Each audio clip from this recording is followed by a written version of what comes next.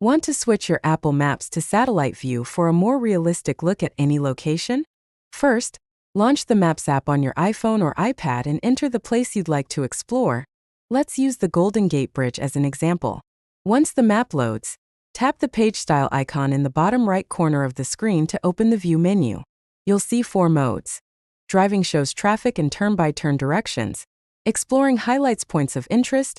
Transit displays public transport lines. And satellite gives you high-resolution aerial imagery.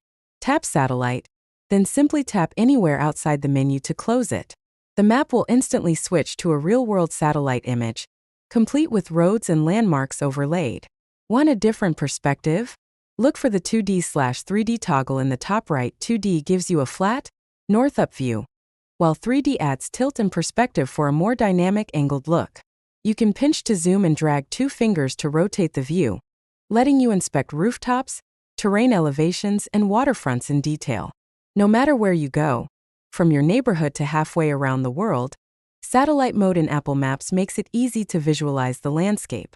If this helped you, tap like below, share your favorite mapping trick in the comments, and subscribe for more quick tutorials.